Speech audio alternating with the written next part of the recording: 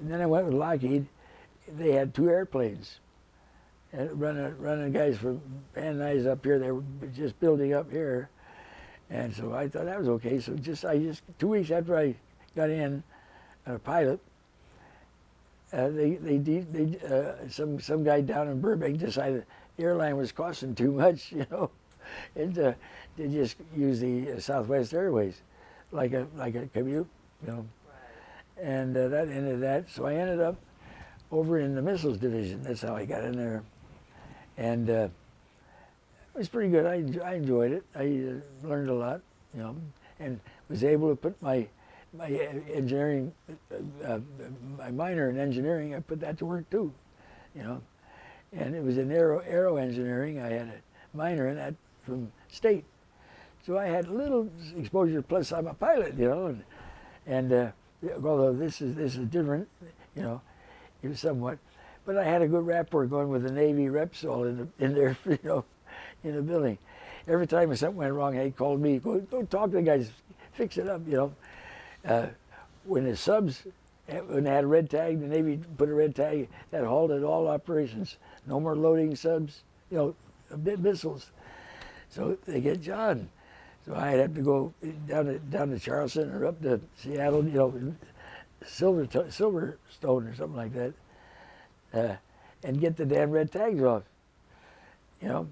And so the onus was on me, boy. If it fails, it's your fault, you know. We got that sub's got to get out on the station, you know. I hope they paid you accordingly. Well, I never felt enough, but they pay me fairly good, but never quite enough.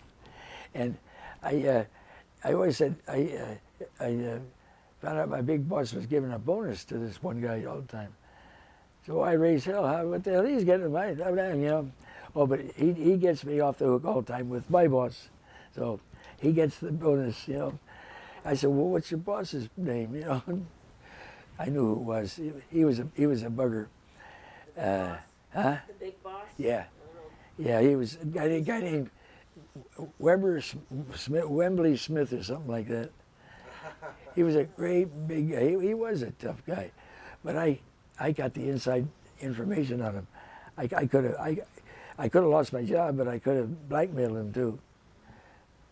He was fooling around with one of the secretaries, and he was married with a family and everything. And this was in the 50s? In the 50s? 1950s? Yeah.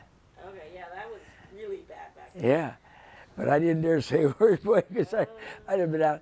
And I wanted the job. I thought I was going to go somewhere with him. I said, this is better than the Navy, you know. But didn't work out too well. I got so far each time, and I had a lot of, I worked a hell of a lot with the security guys, and I learned a lot more about security. But I had been in the wing. I was the intelligence officer too, so I was privy to a lot of stuff that guys don't know about, you know. And I always tell Miriam, if I tell you more about this, I got to shoot you. Yeah, exactly. Yeah, the Chinese are still catching up to that era. Yeah, it's all coming out. Well, yeah, so keep talking, John. This is great. But yeah, skip over anything confidential. Oh, that's no problem there. And so then what happens I don't next? think. Well, I think it's been so long, I don't think it's confidential anymore. Well, like I say, the Chinese are just catching up to the 1950s. Well, we formed a ready squadron. The Navy's trying to want to utilize the reserves more. The guys who are ready, so they could augment the fleet right away. So our orders were, and our mission was to be ready, fully ready, combat ready in 30 days. You know, so we were called the ready reserve. The other was standby. We were ready, and if the guy wasn't, and we had to keep watching the crew, especially if he were, or even the pilots, the crew too. If he, for any reason, wasn't going to be able to come immediately, you know, like in 24 hours, so that we get everything done, ready to roll within 30 days, we dropped them. You know, they had to be combat ready. And for that was the time, you know, the Cold War was really going on strong. What happened with Korea? Korea, Not much. You didn't. I didn't have any, You didn't know what you did with Korea. no, anything really. We knew about them, and we knew they were adversaries, but we didn't think much. We figured, let them rattle the sword. They don't even know how to rattle the sword good. This was before the ICBMs, of course. But even now, they don't know. We know. When they fire off ICBM and we see it's coming our way, we'll destroy it immediately. We have the capability. They don't know. They might know it. If he doesn't, he's an idiot. But we do. We have good capability. I'm not worried about it at all. They'll never get over here. Good. No, we Yeah. went to Alaska either. But we have to keep strong though. Oh yeah. I'm not a Obama fan. I don't know if you were, but he was ruining the Navy. He kept cutting it down, cutting it down. We were getting short of men, manpower, even short of pilots even. Everything was short. To get a full crew out on the station, see, it's tough. So that's why John Finn, I'm glad to see that. That was in mothballs in construction for years. The same with the Stennis, the aircraft carrier that just got commissioned. That was on the ways years ago. He stopped construction on them. Now they're coming off. The Finn, incidentally, was the newest ship in the Navy for 24 hours. Then the aircraft carrier, next day, I think it's Stennis or John Ford or one of them. Gerald Ford. I think Gerald Ford, that's it. Yeah. So now that's the latest ship in the Navy. But the Korean War back in the 50s, you didn't. No, but they took a lot of the guys. It was voluntary, though. Okay. They told me earlier I had to go in for when Kennedy was the president, and remember the Cuban Missile thing? We got called up for that again. But we ended up going to Christmas Island, not Cuba. I don't know what the hell what it was doing. Who was calling the shots? He got the wrong direction. So we. Well, it began with C, right? Yeah. And but that I would like to have been there on this Cuban deal because you understand we utilize all of our equipment, everything, and we tracked down those tankers coming in with, we turned them around, and it was so close. We had all kinds of plans.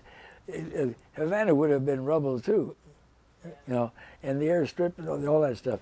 We'd have it was easy flight, over 20 minutes for plane. By the time you take off, you're in there. Of course, it didn't happen, luckily.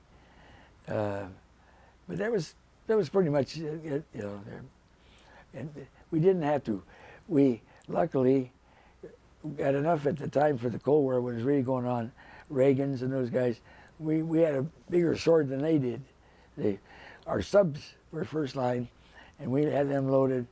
You know how they had 14 warheads in each missile, so we could have wiped out Russia for crying out loud. One sub could have wiped out all the targets. Oh, the MIRVs, yeah, they have the multiple.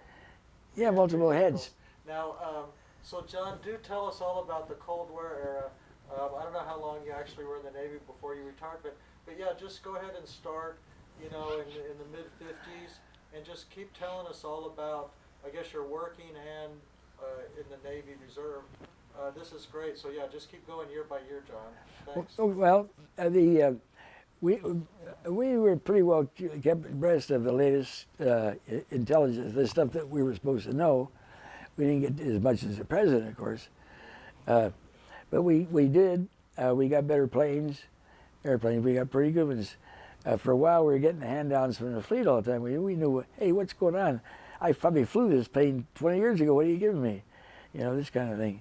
It got better. And the crews were pretty good. But finally, the biggest problem was keeping a crew. Most of them put in their draft requirement, and they got out. Not too many. We tried to get them to join the regular Navy, and in some cases we could keep them in our unit because we were ready reserve. we had regular career guys in our squadron. They were actually assigned to me, and yet they were full-time active duty career guys. What's the matter? Oh. Oh, can you get up? Honey, is she getting something? Yeah. I don't blame her. I have to do it too. I used to be, I was like my brother sometimes. I could talk a long time too. That goes second. But I never lost my contact with the Navy. I helped for a while there. We had some ups and downs on the budget.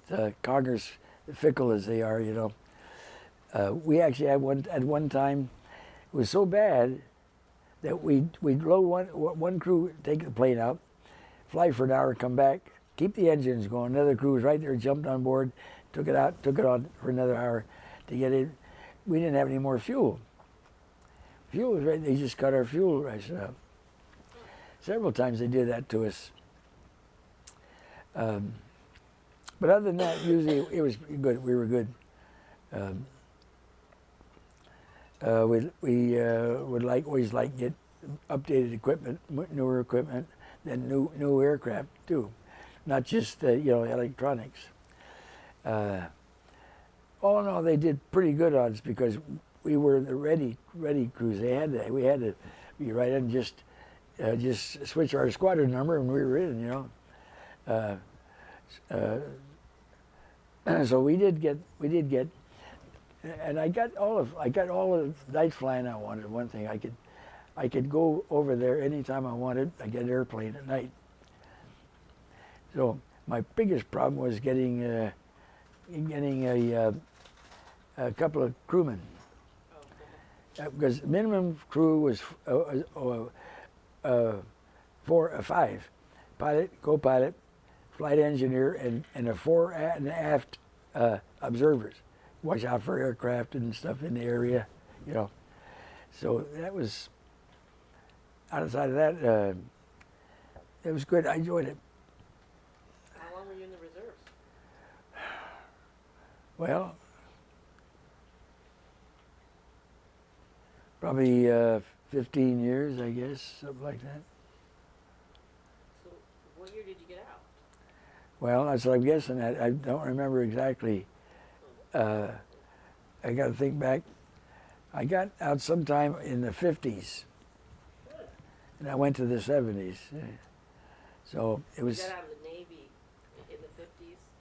Yeah, active duty. And then you went in reserves till about the 70s? And I was still active for a while. Then I went. I saw what was going on, and I'm married with the kids now. I think the kids were coming up by this time. Not sure. So I decided, well, I better stay out. So I can't tell exactly when I made that decision. I can look back at my records. I think I got it someplace. And I have to have now because I found out. I always relied on everything was in my flight jacket. I mean my jacket, my record in Washington. About that thick, with everything in it. It's not so anymore. After 50 years, they dumped it. And that's something. All they had, they sent a card to St. Louis somewhere.